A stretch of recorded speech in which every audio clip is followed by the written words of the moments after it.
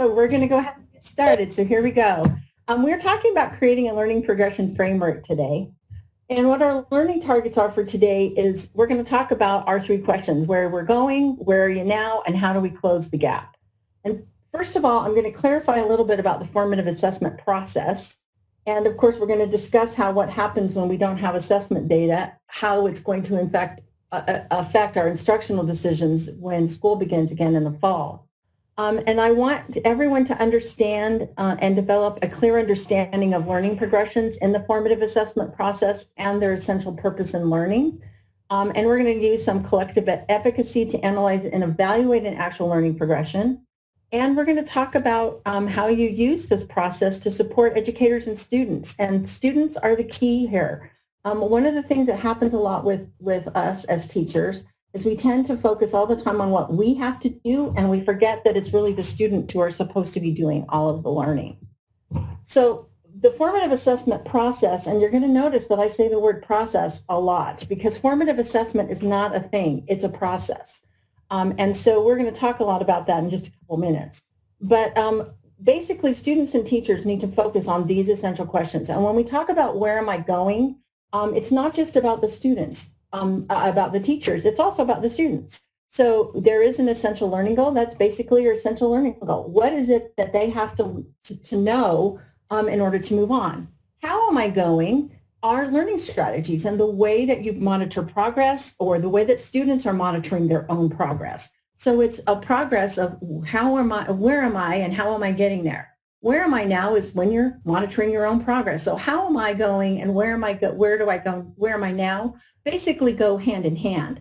And then how do I close the gap? Of course, is if I'm not where I need to be, what am I going to have to do to get there? And that includes, by the way, student goal setting as well. That's a really important thing and a critical and essential part of formative assessment. So what do you think of when you hear the term formative assessment? And is this different from assessment for learning? And if you notice, the cartoon is very specific in here. It says, lately, instead of raising my hand, I've been trying out a knowing glance. Because there's a lot of this, as teachers, one of the things that all of my friends, including my husband, who also is a teacher, were frustrated with when we went to remote learning is the fact that if you were doing asynchronous learning, you didn't get to see their faces.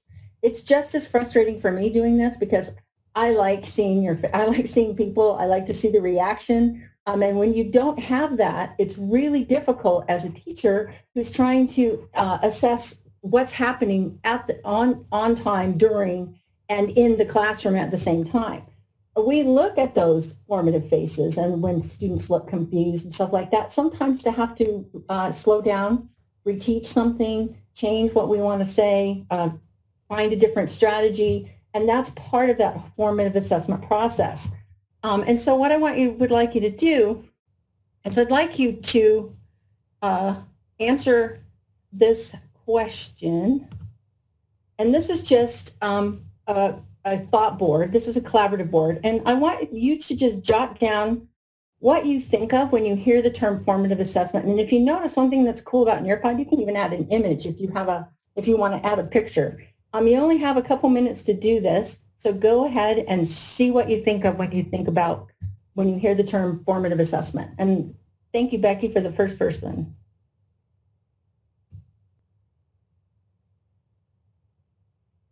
Lots of different comments, things like informal and ongoing, assessment that informs learning and instruction, quick check for understanding, task that shows what the student knows, informal and efficient. Somebody talked about gauging knowledge without grading. Observation is most used. Some people said it's most often tests. So a lot of you guys have the same knowledge and level of understanding of formative assessment that most people have. But guess what? Formative assessment is not a test. In fact, formative assessment is a process. And it's a planned process, by the way. It's informing learning rather than measuring it or summing it up. It focuses on learning as it's taking place. It focuses on what your current students will learn as opposed to what they will do. It moves current student learning forward, and it focuses on the work that teachers and students are doing day to day and minute by minute in the classroom at the same time. So if you're giving a test, that is actually not formative assessment. You can use a test to guide some of your formative assessment process, but if you just give a test and say, oh, here's my formative assessment, you have actually not done anything to inform learning. We use those tests sometimes as part of that planned process to kind of gauge where people are so we know where to move them on. It's also, by the way, not a program or a curriculum that's used outside or in addition to instruction. You don't do formative assessment as a separate thing. Formative assessment is actually part of the actual learning process. And it's not a practice that is used just to improve a program or to improve future teaching if it's not involved students. It's basically effective teaching. And that is a really big misconception because we hear terms like common formative assessment. Common formative assessment is actually not a thing. You can work together to create some strategies and stuff that you will then use in your classroom. But when we hear the term common formative assessment, that's actually not a thing. Because when you're using it, basically what you're saying is, I'm taking this outside of the learning, creating something, and then I'm going to apply it to my students. And actually, that is not how you do that. So what does it look like in the classroom? And you focus on specific standards and learning intentions. You have clearly defined success criteria so that everyone knows what it is it's going to look like when it's successful. Somebody added that they don't think it's graded, and that is absolutely true. Most of the time, you don't put a score on the top of anything that you're looking at that's considered formative. It connects the dots between instruction and student understanding, and it gives you data-informed instruction. And what that means is that a lot of people automatically assume data is something that has to come off of a test. But I would tell you that probably 90% of what we do in a classroom, we're getting from what we observe with our students, what they're doing, and what they say to each other, and also what they say to ourselves. So it's a very different process, and it's kind of evolved over time. But that's a really important thing for people to remember. That is, sometimes we create tests and we think that's formative assessment. But if you're not doing anything with the data from any of those tests, you're basically just doing exactly what like giving a spelling test on a Friday just because it's Friday. You have to use it for goal setting. You have to learn it to help the learning process. There's a lot of differences in what we think it looks like. So here's a question, is this formative assessment? So here's a whole little strategy. Then a miracle occurs, and the teacher says, good work, but I think we need a little more detail right here. And the reason why this is not formative assessment is because there's no planning, and no one, the teacher or most importantly the student, understands what they learned. So one of the important steps in formative assessment is planning for misconceptions. And in fact, if you plan for what you think your kids won't understand, and add questions and strategies and things that help with that, and have your students, you're going to get that important student to teacher feedback that you need that is part of a feedback loop. So what I'd like you to do is I'm going to ask you to answer, this is a short answer question. You only have about 2 minutes to answer your question. And I would like you to share some new learning or something that surprised you, or ask a clarifying question about formative assessment process in the space of the lab. And we have like 105 people on here, so I'm going to try to hit questions as people are asking them. And we'll go ahead and look. I'm going to hit start activity. So feel free, there is a box under your screen where you'll be able to answer what you need to your question. So let's go. Something new that surprised you. You want to ask a question. Something that you learned that you didn't know about. Feel free to go ahead and ask your question. And normally we wouldn't broadcast all of the questions, but because we're recording this, we need to see that. So I'm going to hide your names so that you don't have to worry about it.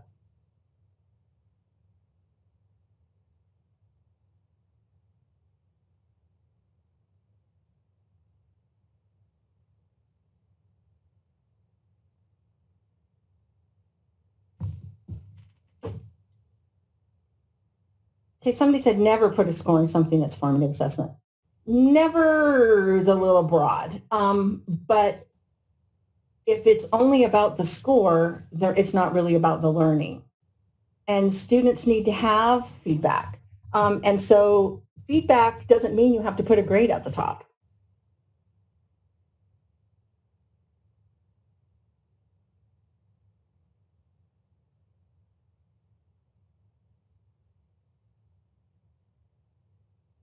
Formative 7 isn't a quiz. It's all kinds of things. It can be a quiz, but you take the information from the quiz and then you use it to decide where you need to go for next.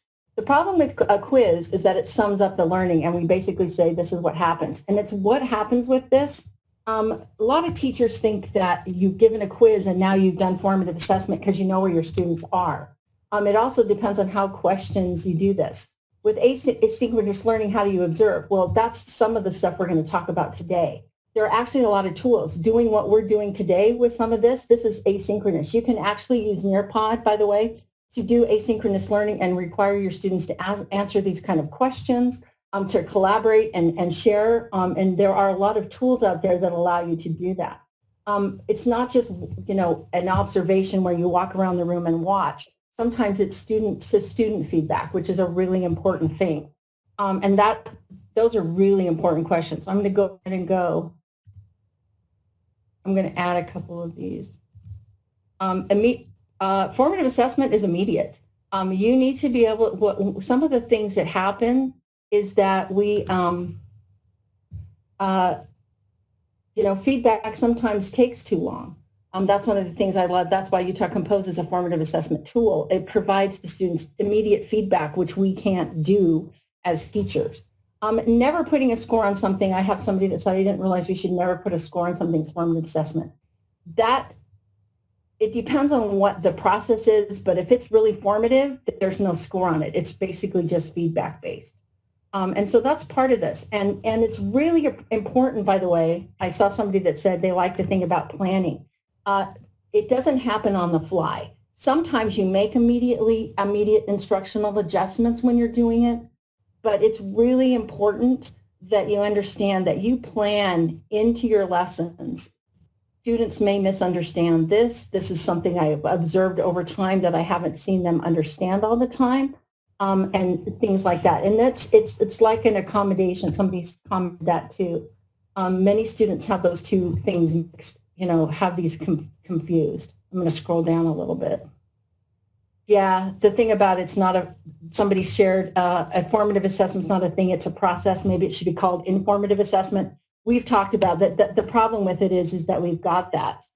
And so that's one of the things, the common assessment, formative assessment term. I'll tell you this. The FASTGAS, which is the Formative Assessment National Group, hates that common formative assessment. A lot of people have come up with this term common formative assessment who are selling products. And so that's really part of that. So you have to learn to do that. So I understand this is a learning process. If teachers are not with us during the training, should we train our teachers before school starts on this learning process? Absolutely.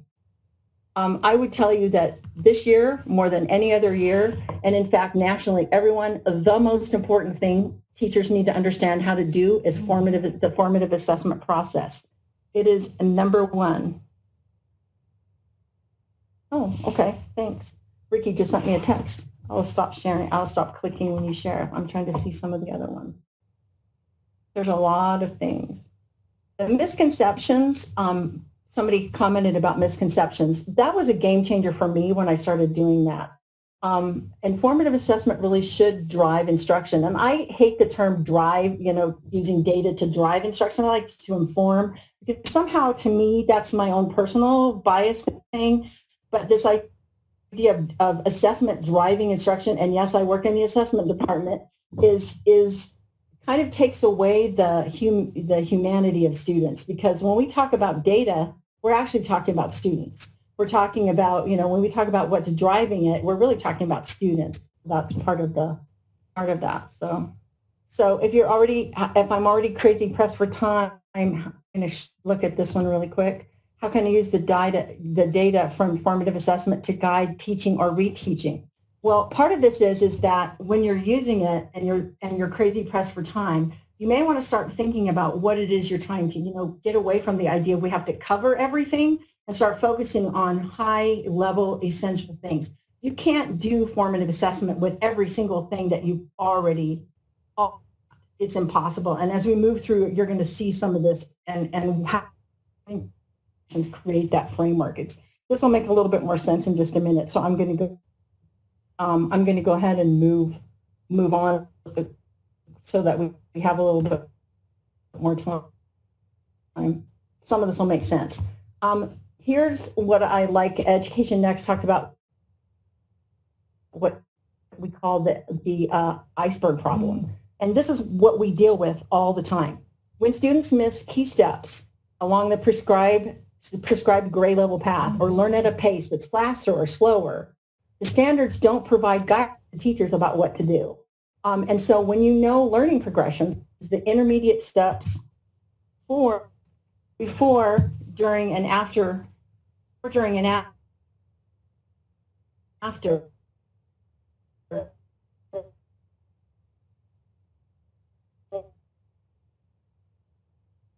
there is, sorry, somebody just clicked in, before, during, and after, and it helps focus your instruction. And right now, however, and how are we going to catch everyone up? And we teach everything, which we can't, because you really need to focus on grade level expectations. And when we first went out onto our quarantine time and went to distance, literally the first thing that happened was we canceled our RISE tests. All of our high stakes tests were the first thing that got canceled. And because so many of us have learned to rely all the time on summative data to influence, I realized what are we going to have to do, what we have to do to get started. And so that's basically what happened, so the learning progressions that hit me that it was time to really start talking about learning progressions. I liked this. I found this in education leadership. And I like this little example of the iceberg problem for math. And if you notice how math skills build on one another, and I was an ELA teacher, math is not my friend. I like it, but it's not my friend. You're going to notice that there are standards that are built here. And then what happens when students don't master some of those standards, and for those people who are online who are math teachers, you've seen this. We've seen this with students who don't know how to read. There are specific and essential skills and knowledge that students need to have and they need to master. And if they don't actually master them, as they keep moving up, those gaps get wider and wider and wider. There is, if you notice that long-term consequence, what happens by the time of meeting 12th grade math expectations based on 8th grade, if they don't master some of the things in 8th grade, look what happens to them by the time they're in 12th grade. And so it's one of those things that you want to think about as you're working from that. And I hope that helps you kind of think, and that's kind of where we are right now. NWA is talking about like 70% of learning loss. One thing that we have that's good, as opposed to some of the things that have happened in other states, is that we end school sooner than some other states. So when March 16th rolled around, or March 13th, because that's when the governor closed our schools, but when March 16th came and we closed our testing windows and everybody went to remote online learning, for many people, they still hadn't had spring break yet, so they took a week off for spring break sometime in that 3-month period before school ended. We also, because we canceled some of the tests, but they were already built into the schedule, we already had, there was about a 3-week period that most teachers are focusing more on summative testing, whether you're doing, Utah Aspire Plus or you're doing RISE for in schools. So that happened. For Granite School District, they still hadn't taken the ACT yet, so they were working on some of their ACT work. I'm not sure our learning loss was, or our unfinished learning, as Dr. Dixon likes to say. It'll be interesting to see what happens. Anecdotally, most of my friends who are teachers and my husband said the students that were doing well before we went out on distance learning seemed, if they stayed engaged, they did okay on distance learning. The ones that weren't engaged before stayed unengaged when we went on distance learning. So I'm keeping my fingers crossed, but we still have to address this. And we have to address this every single year. It isn't just because we don't have summative tests. And so learning progressions are essential, and they actually provide the blueprint for the formative assessment process, which is why it's kind of confusing when you start looking at it. Okay, and they basically begin with this question. what are the most important things you expect your students to know and be able to do by the end of the school year? And that's a question that oftentimes we don't answer, or we think, well, I have these core standards, I'm just going to follow the standards. But standards don't actually reflect the learning process. They just reflect an agreement that we say students need to know this by the end of this year. They are planned and they are designed, but that's part of that. So when that happens. In the new normal, of course, we have to add the question, how are you integrated unfinished learning into what you expect your students to know and be able to do by the end of the year? And that adds a whole other level of complexity. And so that when you start looking at it that way, it adds a whole different level of what you need to know. So I'm gonna, now that I figured out that I can't click in on any answers until people start, I'm gonna ask you guys to answer this question. How are you integrating unfinished learning into what you expect your students to know and be able to do? Because it's something that everyone's been thinking about and talking about and focusing on since March. And now the school year's over, and we've understandably and correctly left everybody sort of unharmed by different grading policies and the way we changed things. But how are you going to address that? Because you can't, if you're a fourth grade teacher, you can't reteach third grade. So what are you going to do? And I'm going to give you a couple minutes to think and answer that question. And I'm not going to click on it so everybody can answer.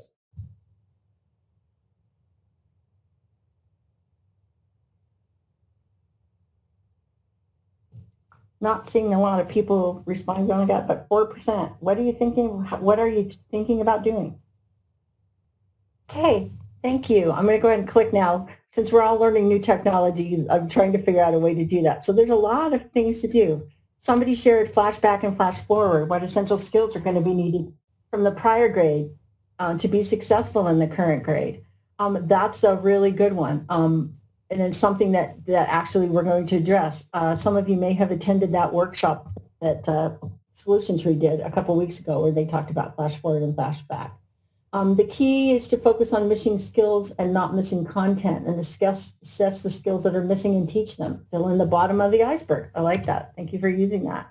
Focus on determining early in the fall where their students are, and then focusing on the work for each student to move them. Exactly.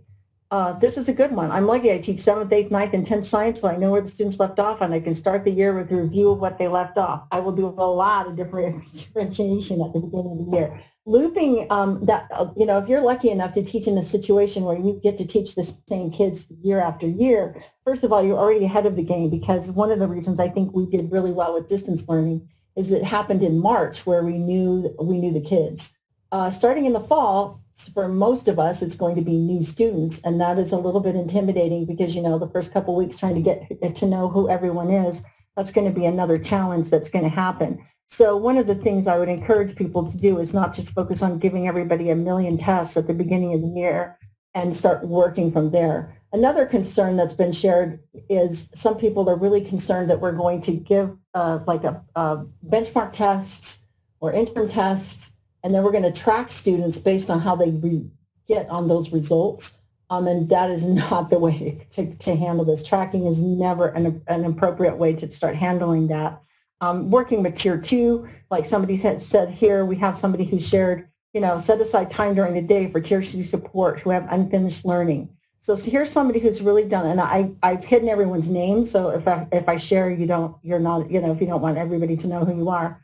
And so somebody who's actually thought about some of those necessary building blocks of knowledge. The building blocks are the key. And that's a huge thing. So here's somebody who said, I teach high school health.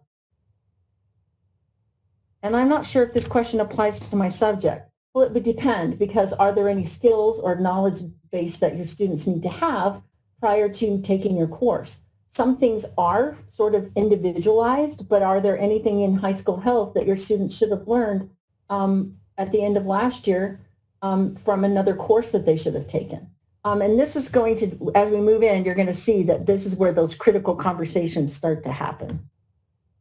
So learning progressions, you guys, the difference between a learning progression and a standard is like this. And what it is, and some of you have already alluded to this idea of build. And what it is, it's a carefully sequenced building blocks. that composed of the essential skills and knowledge that students have to master en route to mastering a learning goal. They aren't standards and they are not instructional objectives, although people sometimes use those to start figuring out what a learning progression should be. And usually educators have to work, and ideally, actually, you work together to complete a backward analysis to isolate key tasks that they have to know. And then you identify one building block and you say, what does a student need to know or be able to do to master this? So you take a standard, some people have already unpacked their standards and they've already started working on, this is kind of where we think this has to go, but it goes beyond that with what do they have to know to learn? And we're going to practice one in just a minute and it'll make sense to you in just a second. Here's the difference between standards and learning progression. One of the things is that standards specify the learning expectations, but they don't give you any detailed descriptions of what it means in terms of learning. It gives you a scope and sequence to connect a grade level to another, but it doesn't provide intermediate steps between one standard and the next.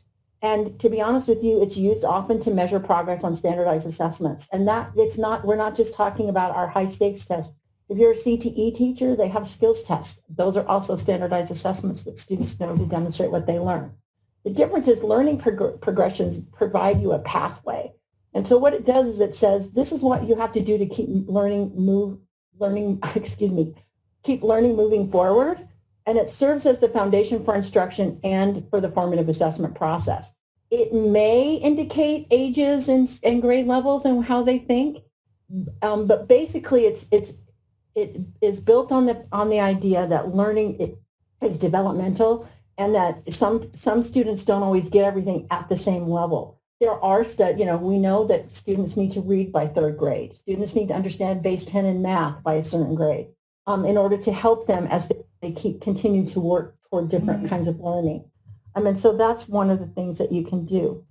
You can describe, and it describes in words, examples, and levels of performance what it means to do that in relation to the ideas. And it allows educators and students to focus on deep learning rather than I got it or I didn't get it, and then I'm just going to reteach it. Because a lot of times that ends up being we're teaching lower and we're just speaking lower and louder or slower and louder and all of the other stuff. So I'm not going to read all of these to you, but basically it guides you in your instruction on what they know. And it also allows students to assess their learning based on evidence that you gather during instruction. In your lessons, one of the things that needs to start happening is you need to be incorporating how students are demonstrating what they know. And it moves beyond, I'm just going to have them fill out this worksheet and I'm going to know they know something.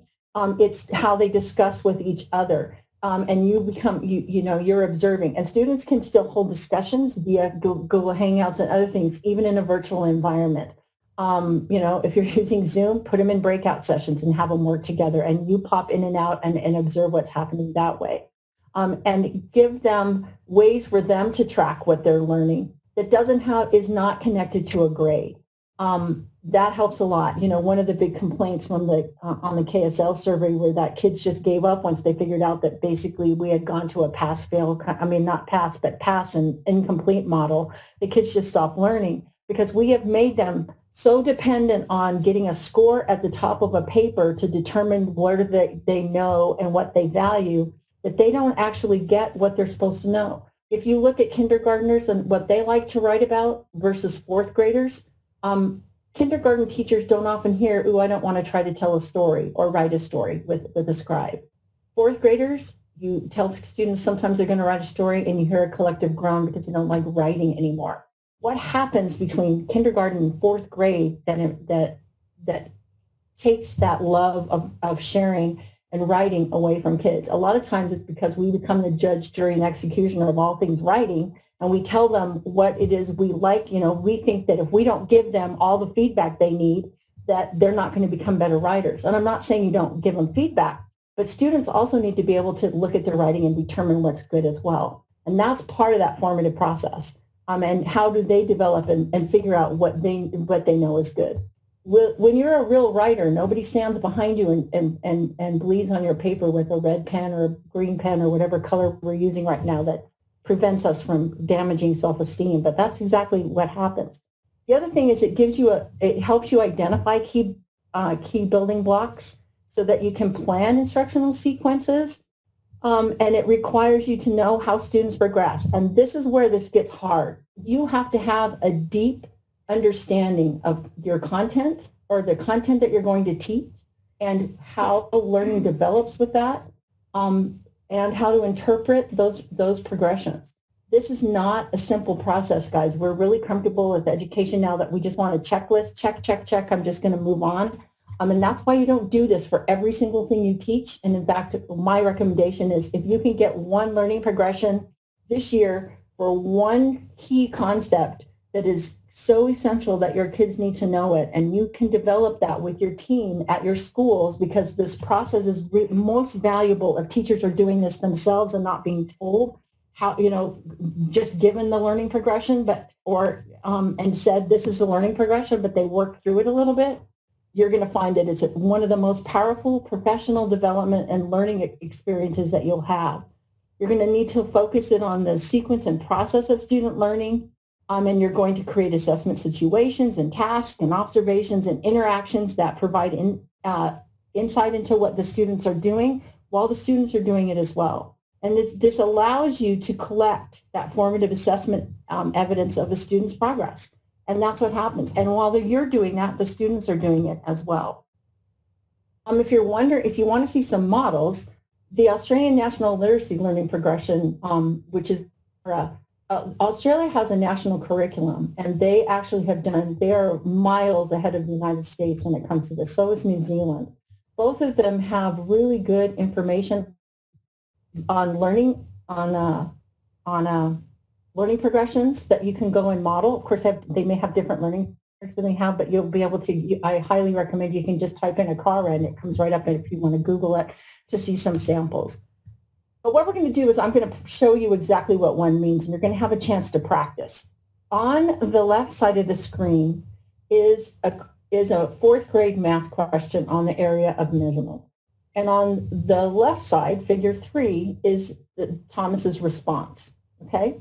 And I want you to just look quickly at the question, and then imagine you're the teacher and you wrote this question. And now you're going to look at the response that your student gave you on this particular item, okay?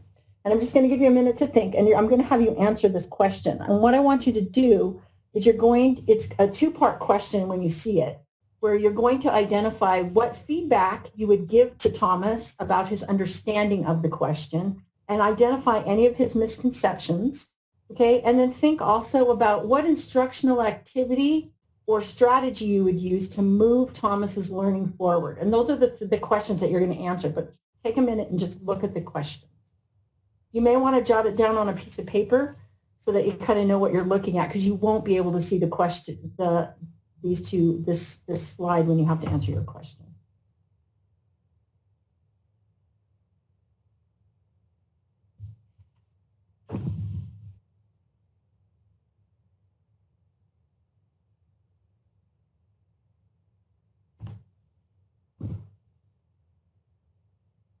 Hopefully I've given everybody enough wait time.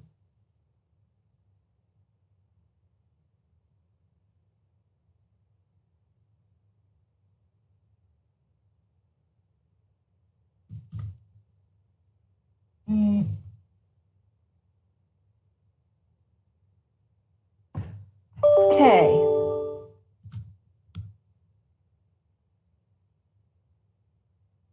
So you reviewed the question. What feedback would you give him? Remember, you're not going to give him a grade. You're just going to give him some feedback. What misconceptions does his answer reveal about his learning? You have about 3 minutes to answer this because it's a multiple step question, so feel free to answer. Now you may want to remember how you answered too. So if you have typed it in, you may have jotted it down, because you may need it as a hint in a couple minutes. I like seeing how you guys have shared some of your feedback. Okay, here we go. I would see if Thomas recognizes a relationship with how many spaces each pen takes up with and how long their sides are, trying to bridge the gap of counting units with applying principles of multiplication. Now, some of us, the thing I was thinking about as I was writing this question today is how many of us became fourth grade math teachers. If you have a fourth grader, some of you may have a fourth grader sitting right next to you right now as you went to answer this question, because so many people were thrown into the deep end of the pool with learning how to teach math that they may not have been familiar with. I was really grateful that my children are all in their 30s and I didn't have to do homeschooling. I like feedback. He understands that area is made up of countable and measurable units. He doesn't understand that area can be calculated by multiplying. Next step, work on multiplication to calculate area, perhaps by using the across and down units he's already counted and multiple things. A lot of really thoughtful idea. The idea of area taking up space is good and that it's measurable. Counting the same size is a great way to compare space. Well done. And then talking about, people have jumped right to multiplication. Looks like we've got a lot of answers with multiplication. I'm not going to continue. Thomas is progressing in his ability to understand spatial area. He is using strategies that he knows to try and figure out the measurement. He understands that the grid contains equal spaces and that he can compare two objects. His misconceptions may be that the objects are not the same and he needs to recognize that and he can move forward by, and I think you probably ran out of time. Okay. Thank you so much for sharing. We've got some really great answers here. And so now I'm going to show you how you can do this if you actually had a learning progression that you could actually look at. Now, this is a sample learning progression. I hope you can, I know that I had to put this side by side so that you could see both things, but this is an expert of a learning progression for area measurements. And you're going to notice that you identify it by the stage, the description of the stage, and if you notice, it's given an example of either student behavior or what the student did. And so what I want you to do, you can look at the grid, at the excerpt, and then look at his question, and then build on your previous answer. Where would you go next? First of all, you're going to identify the stage. What's the description of the stage? See where he came from and where he's going, and determine what he knows and understands. And I'm going to give you a couple minutes just to look at the grid. And then we're going to go ahead and we're going to re-answer that. We're going to go ahead and answer the question again. So this is a collaborate board. And so you're just going to go ahead and identify and tell me how did your response change? Go ahead and share your thoughts. Somebody was, I love the comment that they were surprised that they were aligned, that their response was aligned. So kind of do it. I like that some of you are talking about the fact he skipped some steps and some of you jumped all the way to multiplication, which is exactly where, how I learned area was, width times length, and you just multiplied it. Is this, in addition, for those of you who might be struggling with, I didn't really respond, think about this question as well. Is knowing how to measure area an essential life skill? Yes or no? And I know that's a pretty basic question because of course it is. If you're remodeling a kitchen like we are, it's essential. So this is an essential skill that students clearly need to understand and be able to develop. And for any of my math people, think about this, how it moves up the learning, up the learning into, as they move higher and higher up into more advanced courses and into levels of sophistication. So I like the fact that using the they were using some things. Some people identified maybe using carpet tiles in the classroom to get connected with this. The misconception of doing this, somebody shared, I like being to address to access misconceptions for the progressions. You can see what they understand, and they understand some things, but where are we going to go next? And so that happens. Now, I will tell you that when you look at the question, and I'm going to go back to the question, the original question. If you notice, if you can kind of see on the screen, when this question was provided in the document that I use from Educational Leadership, the measurements of centimeter were added. They had put 5 by 5 here and 3 by 9 here on the question, but I blurred them out for this exercise because I wanted you to see exactly what the student saw, not what they kind of did do that. So that's part of where that comes from. So hopefully this helps clarify a little bit what learning progressions actually look like. So when you're going to create them, where do you start? And I'm going to give you at the end that you can actually take back and use in your schools. You can use that at a district level as well to start guiding the schools to do this. But these are the things that you need to actually be using. And this actually is the formative assessment process. You are using multiple measures in order to assess what students are learning. So you need to know your grade level standards. You need to have student work samples. Now, the good news is because everybody went to remote learning this year, you may have a lot of work samples that you didn't used to have if you save things in your in the different formats and things that you were using. And the nice thing about them is for some things, if you're going to use student work samples, you have the actual ability, you can wipe out names if you save them as PDFs and depending on what you were using, you may be able to collect work samples much simpler than you might have in the past. The other thing that I want to add about this is in education, we tend to kind of privilege teachers who have taught a long time versus teachers who are early in their career. And one of the studies that I found, it doesn't matter where you are in the process with this, everybody knows and can contribute with this. And this is really valuable learning. Oftentimes newer teachers have newer strategies and new information that teachers who have gotten a little more comfortable may not have.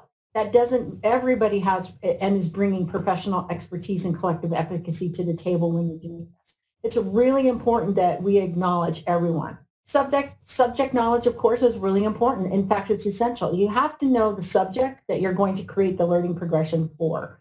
And I wouldn't pick something that you're unfamiliar with or that you don't consider as essential knowledge. And like I said, we're going to start really small here. If you're doing a learning progression, you need to have a way to assess it. And I'm not talking about necessarily giving a test. There are all different kinds of ways to assess learning because you're focusing on assessing learning, not focusing on assessing necessarily a standard. Vertical standards are very useful. We have vertical standards that I know for a fact for ELA. There are some vertical standards for math. I know science they just change all their standards. There's some things. Assessment data that you have, you don't use summative data for this. You actually are going to use a classroom level benchmark kind of data. Interim data may help you, but you need something that's fine-grained enough that it actually demonstrates learning. And you need to know the essential skills and knowledge for those standards. It's like, what does it actually mean when you're describing something? And also that's really useful is some research on learning. All of those things really add up to help you as you're sitting down to do this. Now, knowing that we're all in a big hurry, everyone's going, how in the heck do we do this? You start small, you pick one big thing. And if you've already done the work of unpacking standards in your districts and schools, you may already be part of the way there because you can start picking the essential skills. These are high level. These are things that you're going to teach in more than one class session. The key with this is that when you have learning progressions, if you notice, it was simpler. It was harder to try to sit and give feedback than it was to when you weren't really sure. I mean, because I put everyone on the spot and said, so what does he know? Find some misconceptions. If you hadn't taught fourth grade math or you weren't comfortable with math, I had to study this, to be honest with you, in order to be able to do this well. If you're not familiar with that, it makes it really, really difficult. But if I was working with my team and I had somebody who was a math expert, I certainly could figure that out. Much simpler if we were all working together. And as we know, collective advocacy has a huge effect size from John Hattie. So the other thing about this is when you could look at the grid with the learning progression, it was much simpler. And so someone asked the question earlier about when I have so much to do, how do I figure out where some things are? As you can see over time, as you start figuring out, oh, I don't just jump from area to start talking about multiplication. I need to make sure that they understand and use composites. I need to make sure that they are understanding the building blocks. Because if they don't, just memorizing your multiplication tables, we know it doesn't actually work. The other thing that happens with this is this creates a natural way to develop success criteria so that students can actually see and measure where they are. To our learning progression page, think about if you were going to do this in a classroom, for those of us who will still have classrooms, you could actually use some of this as a model for here are the different stages. And of course, you would put this in student-friendly language, or maybe put some samples up on a bulletin board, or create a document that you could share with your students virtually, and be able to have students sit down and look at their answer, and then say, after they've done it, go back and compare and say, what do you need to know next? That kind of student monitoring of learning, because he did a lot of things correct, but as a teacher, you need to know, where do I go next? And on this, he understands using units to measure, but now he probably needs to start using, the next thing to do would be using area composites to help him understand, rather than jump immediately to going to the form formula. Because that's how I learned math. It was just memorize it and plug it in. Hence the reason I teach English. Okay, so these are the multiple measures. It's time to kind of be reflective about this. I'm going to give you a quick poll. Everyone feels comfortable with certain things on this list, and some things that they aren't as comfortable with. And so I'm going to ask you just to select on this poll, in reviewing these multiple measures that you need to create, what area you think is going to be the most challenging for you. Okay? You have a minute 30. Don't overthink it. Just go ahead and answer. If you have no answer, you're going to leave it an I, but just go ahead and click on the one that you think is the one that you're going to struggle with the most, or that you think would be most challenging for you to do together. And I can't see your names, by the way, just in case you're wondering, and no one else can. So. Developing, based on our answers, 36% didn't answer, but about 17% said developing that deep disciplinary knowledge. We almost have a tie, and about 16% said classifying the essential standard. That's pretty much what I expected as well, because I think that's really hard. The next highest was people evaluating the research, because it is time consuming sometimes to find. And I will tell you that when I first came up with this idea, being in the FastCast, I had a lot of access to a lot of material. But I also Googled and went to Eric and looked for some things, and looked at some of the people that I respect the most, like Margaret Heritage and Jim Popham. All of those you can see have done a ton of work on learning progressions, and I actually did exactly what I used to do when I wrote research papers, which was go to their bibliographies and the references and look up and find some of the information that way. And that's a great way to find research for those of you who are worried about that. There's a lot of information. At the end of this presentation, by the way, I gave you a huge bibliography, because obviously I didn't come up with any of this, well, some of it by myself. Okay, so looking at that, when we start talking about this, one of the things that was interesting is that about 6% said working and sharing together is going to be a challenge. And one of the things that it's going to happen this year that doesn't always happen is that you're going to have to do some serious reflection and have some honest conversations in your schools, because it requires you to do that, and it requires a willingness to share strengths and weaknesses about your instruction. The thing that I want to comfort everybody about is remember that everyone was impacted by COVID-19, every single person, and this is worldwide.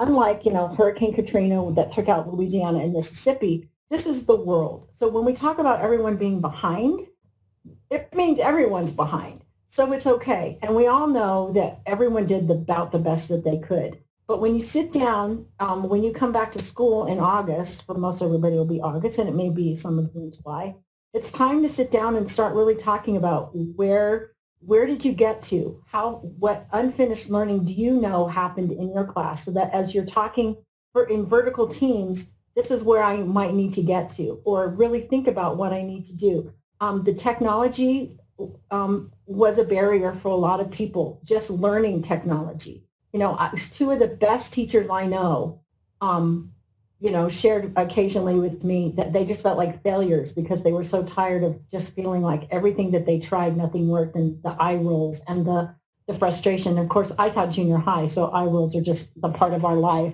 But it really was a tough thing. But you've got to sit down and we've got to have this conversation, because otherwise we're not going to know where they all are. The questions that you need to ask yourself and the questions that you need to work together with are, what essential learning was still unfinished? That is critical. And how are you going to work together to close the gaps while still teaching current grade level content? Because you can't reteach third grade if you're a fourth grade teacher. And this is an essential question that I cannot emphasize the most, is how are your students going to monitor progress in their learning?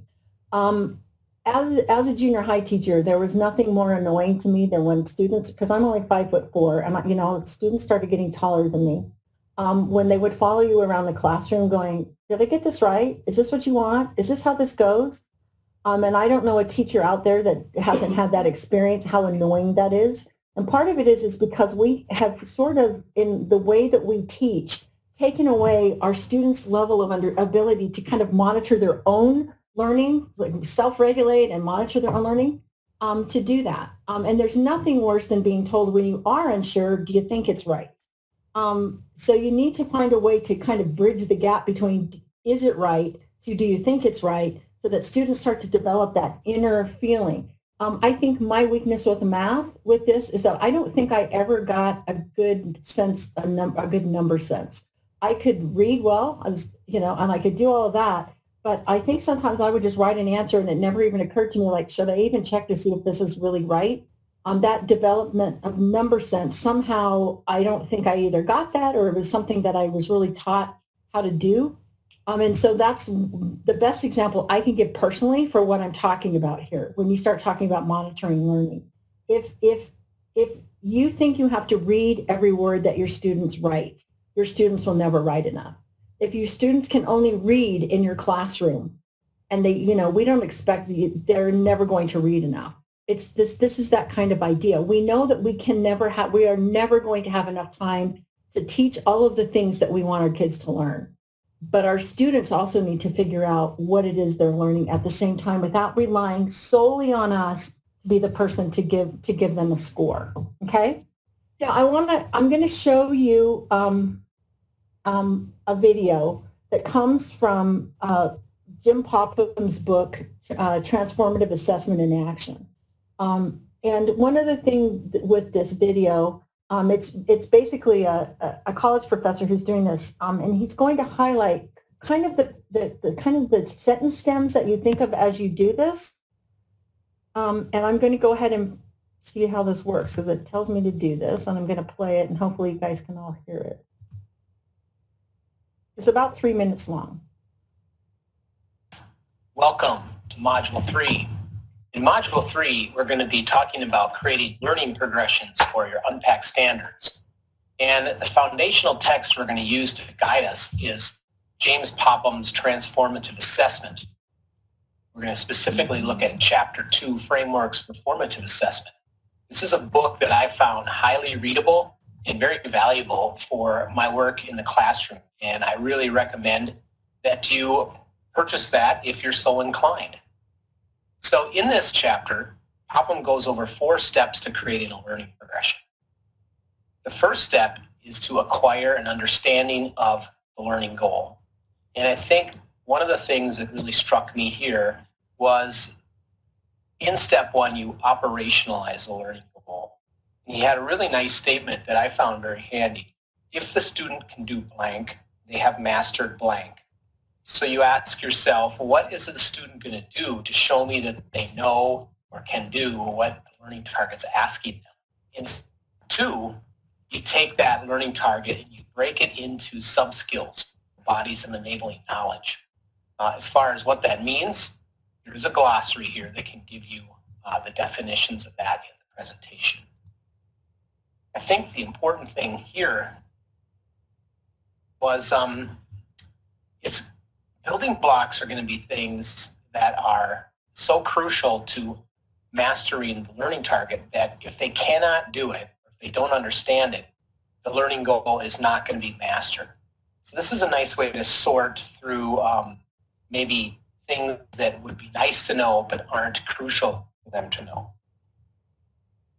So here are a couple examples of learning goals with enabling knowledge and sub-skills. Step 3 is to determine the measurability of each block.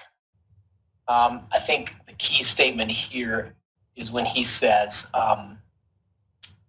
analyzing these sub-skills or these enabling knowledge gives you a better understanding of the skill or body of enabling knowledge. So sometimes I know in the past I would just assume I knew what that skill looked like, and I didn't think much about how I was going to measure it. And then when students would actually work on it, it would dawn on me, I don't really understand what this is.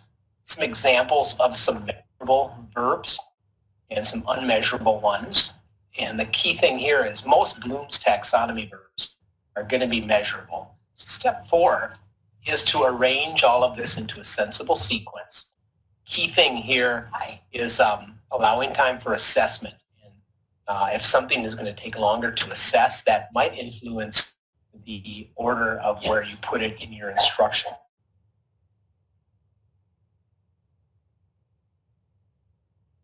Okay, and so here on this slide, what I did is I first of all gave you the link to the video in case you're using this later, but also the basically just the building blocks.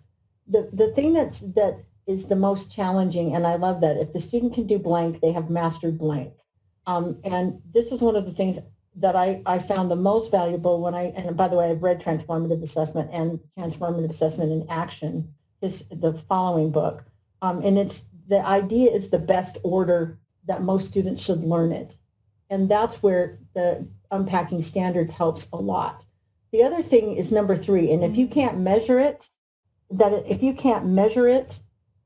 your learning progression is useless. And that is a really important thing to say, because we say a lot of times we want our students to understand this, or we want them to know that. Well, how do you measure knowing and how do you measure understanding? So it's important that when you're writing your learning progressions, there's a way to measure it. And we're not talking about just giving them a test. Can the student even understand the kinds it has to do?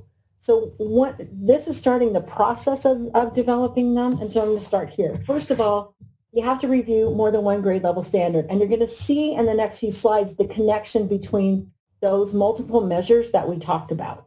You're going to review more than one grade level to see the scope and sequence. You've got to focus on essential grade level sub-skills and knowledge. You need to work together in groups with content experts. You're going to limit this to essential knowledge. And what you may end up having to do, and part of the framework is that you're going to have to work together and decide what is the most essential. Rachel Lent from Alpine School District is going to share kind of what their process was to get to that point in a few minutes. But this is exactly what happens. And I know some people were struggling with what is most essential. And so you have to start, using some of this guideline is that idea. And this comes from him. Basically, is it a skill that takes more than one class session to teach? If it's something you can teach in one lesson, it probably is not as essential as what you think, or you may be building on prior knowledge or just reviewing something someone else learned. That doesn't mean it's not important. It just means this is probably not something, if you can only teach it in one lesson, that you probably want to spend the time to create a learning progression for. Is it applicable to a wide range of situations, both in school and beyond? That's what I love about the area of measurement learning progression. It's something students have to know. You're going to use that again and again, because I still remember asking my algebra teacher when I was ever going to use it again. I'm still not sure. And I know math teachers always get mad when I say that, but it's true. Is this skill a foundation for future learning? In this course, for example, if you're starting with something in the fall and you're dealing with unfinished learning that they had to have learned in in the grade prior, it may be something that may be where you're thinking, I'm going to create my learning progression on this because I'm pretty sure the kids are going to need this. But they have to know it for my class. And then they may need it for later. Is it something they may have to display on a high-stakes assessment of some kind? And one of the things I want to add about that is that I don't want everyone to become so test-driven with this. We're not talking about RISE tests. We're not talking about ACT. We're not always talking about Aspire Plus. But sometimes you need to do assessments that, within your own school district. Some districts require things. But And you don't have to have not all of these have to be mastered. I mean, if you get 3 out of 4 of these, it probably is something that's essential. And this is a really big one, and I like this because it lends itself to teacher efficacy yourself. Is this so important to students that it warrants doing the formative assessment process? Because when you're doing formative assessment, you're doing this all the time. Somebody told me one time that you should be doing this like every 15 minutes in class or something like that. But you don't set a timer on learning that way. But that's kind of is a guideline of how are you knowing that the kids are knowing who's giving feedback to each other? Because what it basically is a feedback loop. It's teacher to student to teachers, students to students. And in that little loop, that's kind of how that happens. But you want to actually think about, is it worth creating the work for? Some things lend themselves that students learn quickly. They tend to understand it well. You may have some students that still need some assistance with it, but it's something that when they master it, it's a pretty simple. I'm back. Can you hear me? Yes. Okay, awesome. I'm back. Sorry, guys. My computer does this thing, and I set it so it wouldn't go off. So hopefully everybody can see. Okay, so we're talking about the target curricular aim. Sorry about that. Anyway, determining what's essential is really hard because it also lends itself to a lot of discussion and a lot of people having to try to get things done. And hopefully you can all hear me. So this is the framework and the way that you start. Okay, start at the intermediate steps first and work incrementally. If you have anchor standards, you start with those. And the questions, basically, you need to think about what the goal level building blocks that help students move from one standard to another.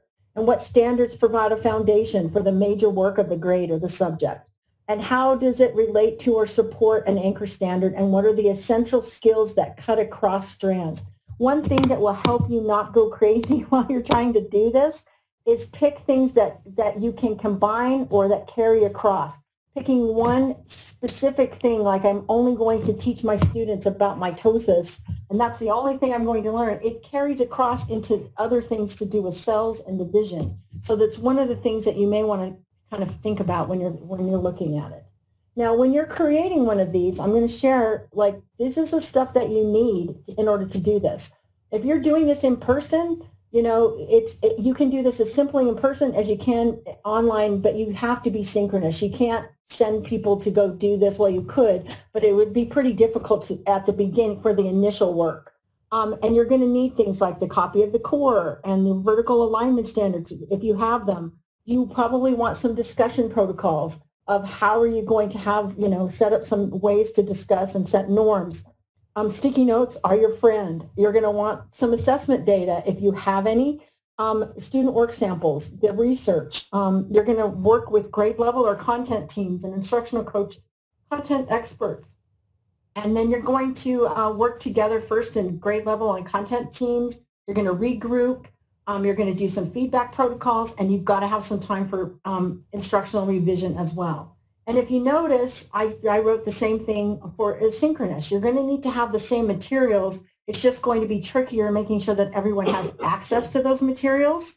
And you're going to need some way, some format where you can do breakout sessions, or you know, using like Zoom is the best, of course. But if you can even do Teams and not do breakout sessions, but you need to be able to do that. But you do both of creating this is possible in an online environment, because if you would have told me I could do this with 130 people online right now, I would have told you you were crazy. Hopefully your computer won't overheat like mine is, but that's the reason why I had to click it. That's why it just does it with no warning, by the way. So I had no chance to warn. Okay, so everybody's been working online or remotely now since March. So what I would like you to do is thinking about designing remote learning and working with something like this. What suggestions do you have for other people who are trying to work and design remote learning? What are some suggestions you have? If you were going to take this work on, how would you do it? Do you have any suggestions for people of maybe an online format that works? I like Nearpod. if we were doing some work, if we, there's a little bit of a limitation as far as you can share, but in a smaller group, you might be able to use Nearpod. That would be my one suggestion. So what suggestions do you have for people who are doing it? Seesaw, high student engagement, simplify, clarify, okay? But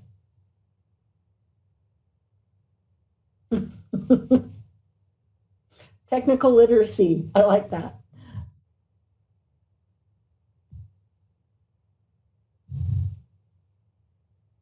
Play nice, work hard, be kind. Yeah, avoid it, yeah. Give students opportunities to do things offline for class. Keep the engagement. And it also depends, keeping things simple. I think the KISS thing was really hit a lot. And I like the idea of not comparing yourself to others. And of course it's time. And, giving time for participants to state their view if they desire is really good. Wait time is critical. It's really hard doing this right now, guys, with so many people. I mean, I know my wait time's a little bit off, and I apologize for that as well, but this is really difficult when you're trying to do it with a lot of people, but your groups would be smaller.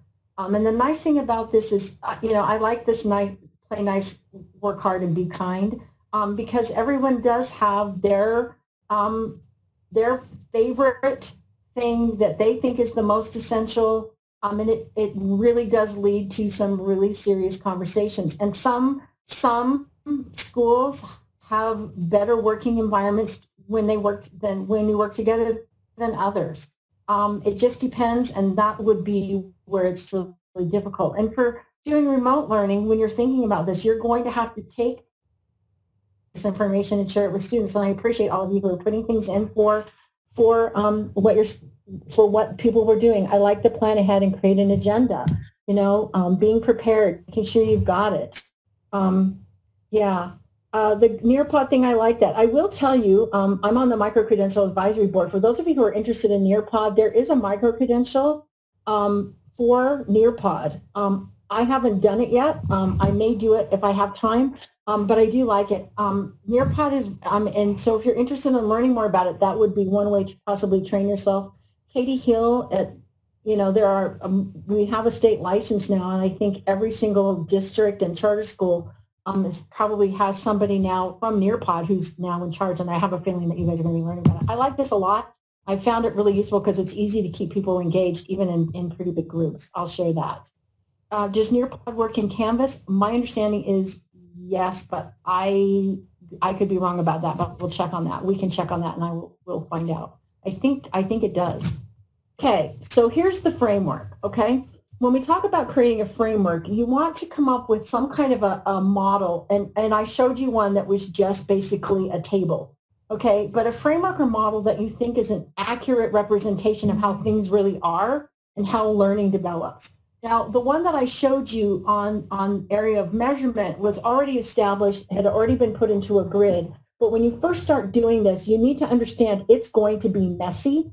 And that's where sticky notes and stuff like that come in. So you need, you're going to be using all kinds of sources to do this. And I provided the focus questions for you that you're going to use. What would students be able to do, make, say, or write that shows they've met the standard? Okay, whatever it is that they have to do. And what are the performances that define where they are on their way to meeting the standard? And that second question gets to the learning progression. You're going to need to talk and review your standards, like what's unique about it in relation to the previous grade, and how does your grade-specific or subject standard prepare students for what they need to know and be able to do next year. So you think about what they're doing in your current grade, but in order to create the progression, you also have to think, how does it fit into the next thing that they would be doing, the next level of sophistication? Because all students start out as basically rookies or novel learners, and then they move up into more levels of sophistication. Here's an example of using Utah third grade anchor standards for reading informationally and reading literature. And if you notice, and by the way, these little templates are available in this presentation as well. And it kind of shows you what happens when you're doing this. So there's an anchor standard about interpreting words and phrases and determining the academic standards. So on their little sticky note, somebody wrote, oh, this is more about academic and specific for third grade.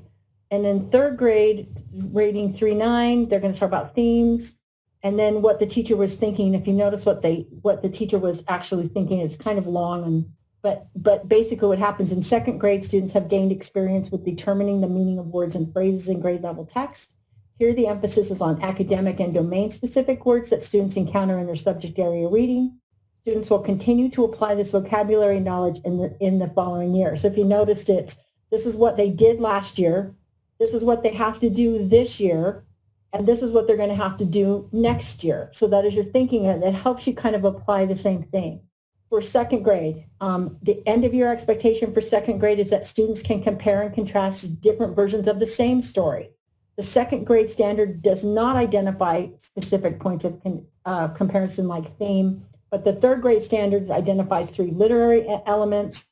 And then while second grade focused on different versions, now the third graders are going to look at the same. And then next year, they're going to have to be able to expand their knowledge of literary elements and apply it to diverse text. So if you can see the scope and sequence, and then you have to decide what happens in the middle, okay?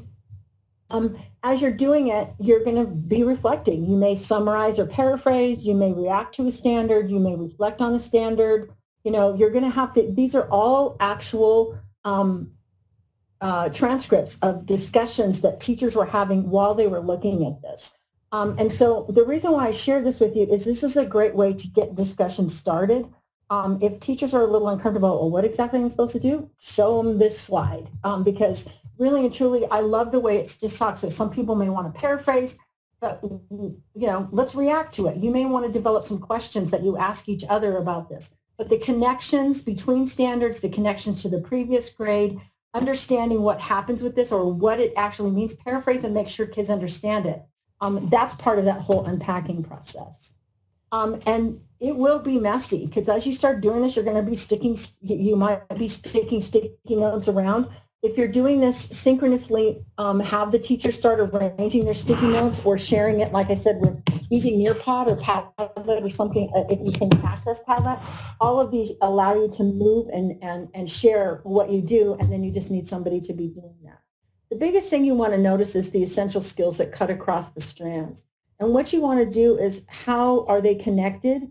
And move your sticky notes to reflect those reciprocal skills, because one of the things, we don't teach standards generally in isolation. Usually if we're teaching reading, we're doing something with writing. If we're, and so there are things that we do together that cut across, and that may help you a little bit.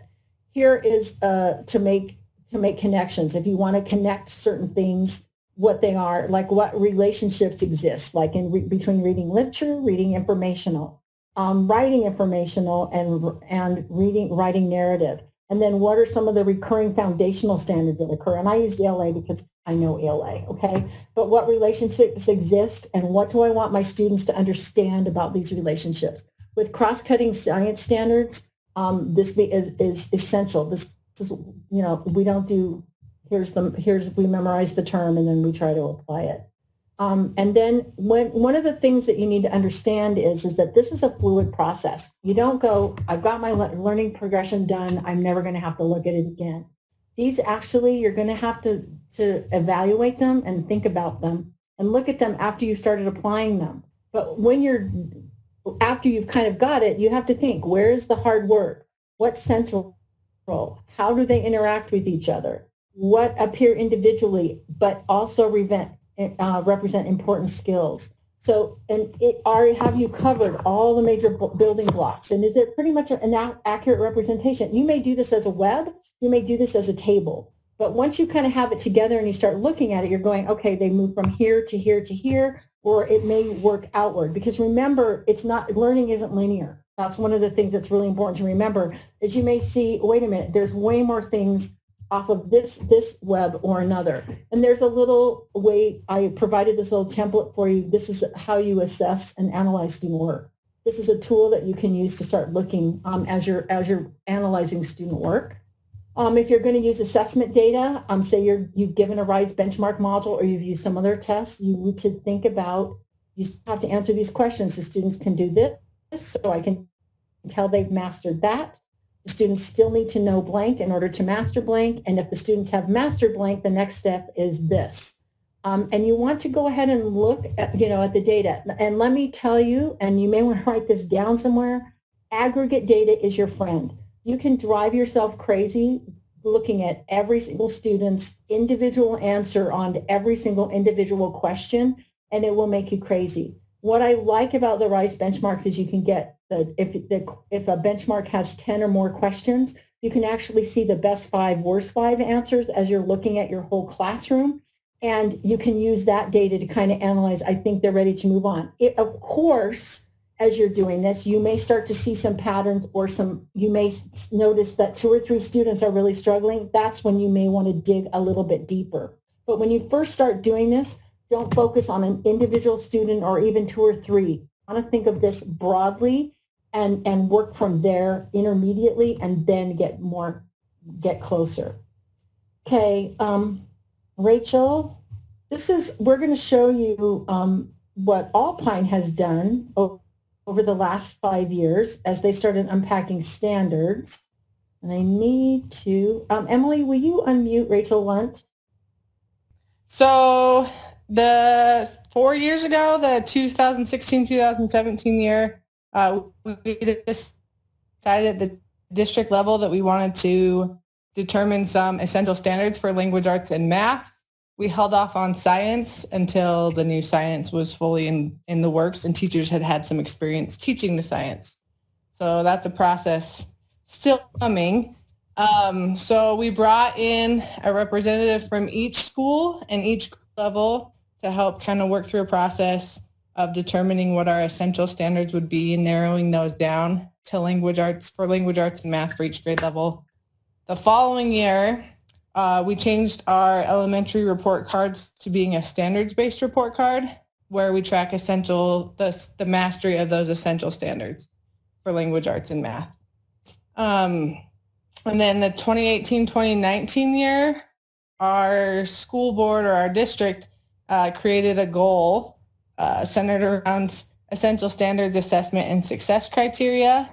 It was determined that we would have inter-district assessments and success criteria for language arts, math, and science K-6, and then in each content area 7-12, and then social emotional well-being in the 6Cs K-12. So we're kind of in the middle of trying to make that come true. Part of our process with that has been we used the Design in 5 by Nicole Dimmick model and kind of created ladders of learning, which is like not necessarily a simplified version, but taking the standard and breaking it down into the pieces that get to mastery of the standard. And then ideally from there, that would be a starting place for a teacher to be able to go in and make a learning progression. And then from there, last year, we created in our elementary team only, we had a team that came in and created items to be used for the coming school year for assessments for our essential standards. And then when COVID-19 happened, we decided to expedite the process and make an end-of-year assessment for language arts and math for K-6 so that we could have some sort of data for teachers moving forward. We had close to 18,000 assessments that were administered last school year. And then this summer, we're in the middle of the process of having teachers come in and review those assessments so that they can be used again, edited, revised, and tweaked with new numbers and things for the fall so that teachers have data at the beginning of the school year for the standards for the previous grade level to be able to address gaps, identify where they might need to scaffold and prepare for differences in learning compared to what they are accustomed to. So, and then next year we'll also have, which it's not formative assessment, but we'll have our beginning of year assessment. We'll have an assessment at the end of each trimester in elementary school that addresses the essential standards for language arts and math. and then single standard assessments that teachers can use to help inform where students are at in their learning and in the learning process throughout the course of the year. The last couple of slides are just kind of our plan. This is the information that's going out to our principals and teachers. And then the last two slides are just our blueprints for what the assessments look like for each grade level.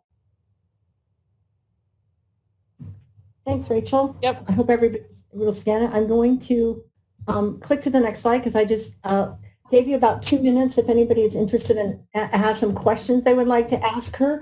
And remember, they're focusing on unpacking standards and working, from the top down.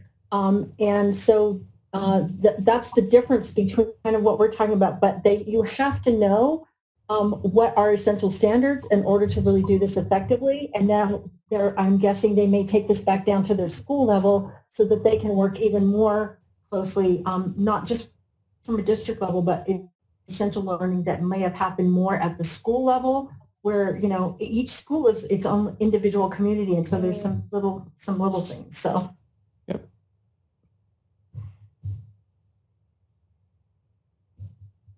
So you have about a minute and a half, and then Rachel, I'll start sharing questions. I know you can't see this, so.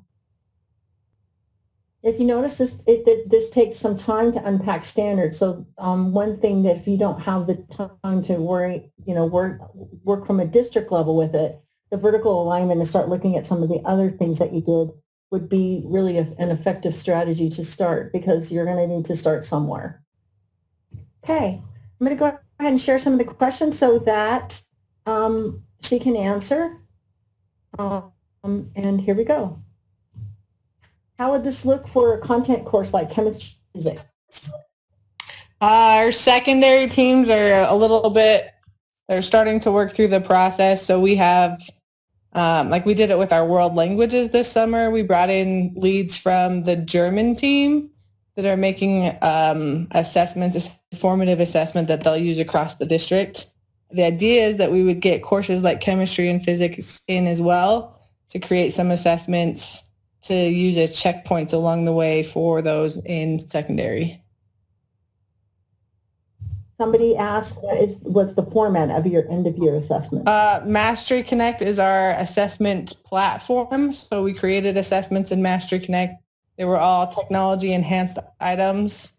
So similar to what would have been seen on RISE. Some multiple choice, but more than half of them were not multiple choice. They were different haptic items. And at end of year, we did have them administered at home with parent support. Who decides what the essential standards are? District principal, grade level leader? We had teachers from each grade level in, and it was a massive process. I mean, we had 60 plus people working to determine the essential standards. And then came to consensus and shared that out with everyone district-wide to get approval. You answered how do you deliver the end of year assessments. Are you going to do the same format for the beginning of the year assessment this year? Yes. So we've worked with Mastery Connect and are prepared for in-school administration as well as at-home administration, knowing that the at-home administration, the data won't be as valid or reliable, but it will still be something. They want to know if you're planning on doing it for science, since we have new science standards. Yes, we have 6th grade ones created already. With science, we are allowing K-5 teachers a year to teach, and then we'll pull in teachers to go through the same process with determining essentials and creating assessment for the K-5 science. I noticed the chat box popped up. The B in BOY stands for beginning of year. BOY is beginning of year, and EOY is end of year. End of year. Those of us who work with Acadians have figured that out. And by the way, I had to learn that too. So are the schools repeating this process individually through PLCs? So the idea is yes. We have a whole cycle that we use with our PLCs, and assessment's an important part of that cycle. They don't necessarily determine new essentials. They may choose standards that they think are really important to add on top of the essentials, but our essentials are on the standards-based report card district-wide. They do go through the process with looking at the standards and what's been determined and determining how to move forward, kind of like a progression for their own team at their school level. I am looking at the Alpine site and wondering if there's a place to find resources. I would like to find second grade to help me get started in doing this myself. We haven't published much. We're looking at, like, that's one of our goals this summer is to create an assessment website. Our whole website's kind of in the process of getting an overhaul right now, but you can email me and we can get in touch. My email is rlunt, RLUNT, @alpinedistrict.org. Thank you, Rachel. Yep. And I know some people typed some questions in the chat box, so if you have more questions for Rachel, I will also type, it's rlunt@alpinedistrict.org. Yep. And I think Emily's probably typed it in the chat box for us as well. So I can't see it. It only flashes up on my computer occasionally. So there we go. All right. So we're just about finished. I wanted to make sure you were aware, mainly because since I am test administration specialist for RISE, just where you can find some assessment benchmark data. The interim and benchmark modules, well, the benchmark modules and interim tests open this year on August 11th. You still cannot give them virtually, but some schools are planning on doing some things at the beginning of the school year. So I wanted you to be aware that there is data. And if you gave any benchmark modules last year, there is a place for it to be available so that you can look and see where you actually find the answers. Some people aren't aware of this, and I'm not going to go through this thoroughly. It's just more that I want you to be able to see. Anyway, Rachel, you may want to mute your computer.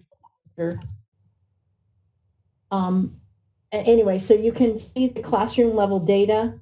You can review the items and the answer key so that you can see it. For modules with 10 or more, you can use 5 items to use the best and worst performance. And it's really useful when you're reviewing multiple modules to analyze progress in more than one standard so that you can look at different things. When you're looking, there is a rubric provided, so you do see answers, and they did fix, there were some that had missing rubrics last year. All of those have been fixed and added in. The scoring is, you can see basically as you're sitting down and drilling down, you can actually look down and look at the different questions. I blurred the questions because I can't publicly share them, but you can scroll through, look at the rubric, the resources, the answer key, the standards alignment, so you know what standards assessing. I highly recommend you go to benchmark preview in the RISE portal for those of you who teach grades 3 through 8 in a tested subject. They are there. There are no benchmarks. Oh wait, there are benchmarks for science, grades 4 through 8. There are no interim tests, but there are benchmarks. And then basically how you look and do that. That's what I wanted to make sure they done. So we have about 8 minutes. I can't believe we ended early, especially with my computer crashing. So if anyone has any additional questions, I'm going to click to the chat box. Please send any comments, concerns, send me an email.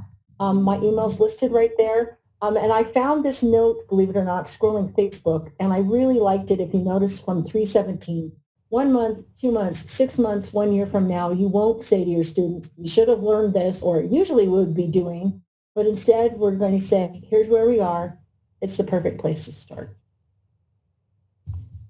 Here's the bibliography I told you I would share, and you will be getting a copy of this as well as I am going to post this recording on our USB website, so you will have that as well. So I am going to move over to the chat box. I'm going to open up, get it? So if anyone has any questions, I will stay on and happily answer anything that you would need to know.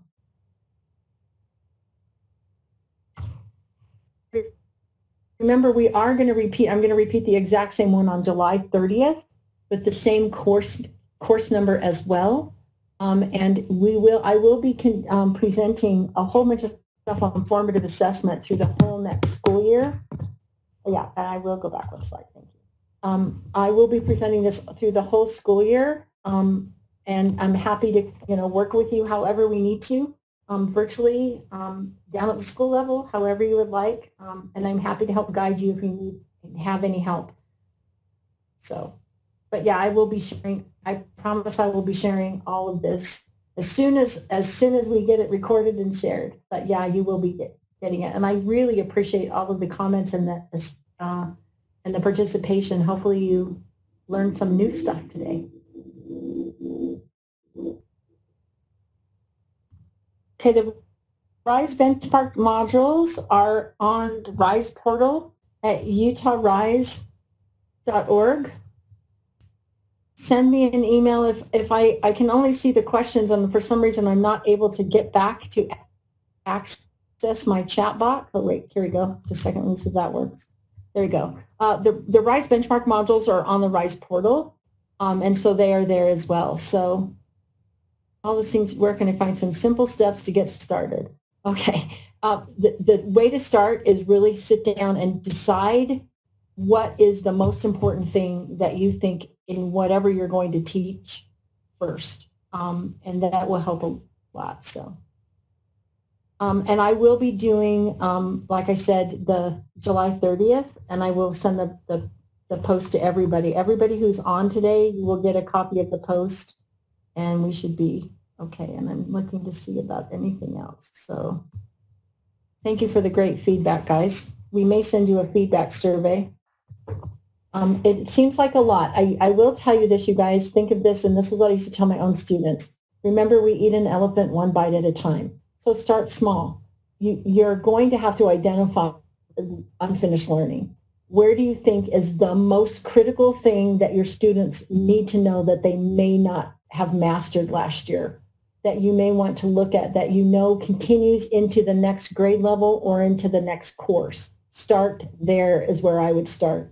And only do one. You don't have to do this for every single thing, but pick one and say, you know what, based on this, and use the unit of measurement flow chart or the scope and sequence to kind of get you some ideas.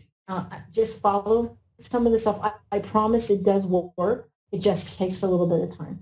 And just breathe, because you're not going to get it right the first time. None of us do. You'll have to practice again. And then you'll also look at it again and say, oh, this didn't quite fit the way I wanted it to, or I need to adjust some instruction based on that. August 11th, to Katina, August 11th is when the RISE benchmark and interim tests open up for next year. July 6th is when the Utah core benchmarks for grades 9 and 10 open for for teachers who are giving Utah Aspire Plus, if that helps as well.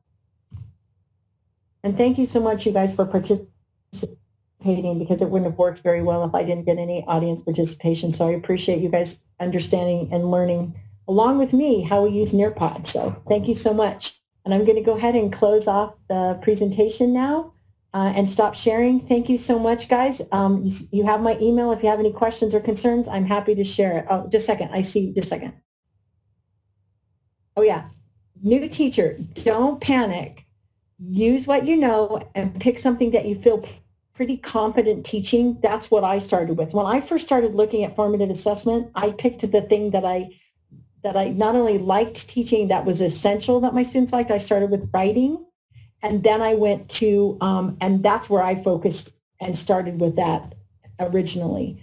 And starting there gave me some confidence. I knew my students could provide, we could work together and do that. And when I present Utah Compose, I show you a lot of that as well. So if you have some questions about that, I'm happy to help you. But I know it seems like all the different subjects and all the different things within, but pick one and start there, and pick essential. And don't just pick something just because it's going to be on a summative test. Thanks, everybody.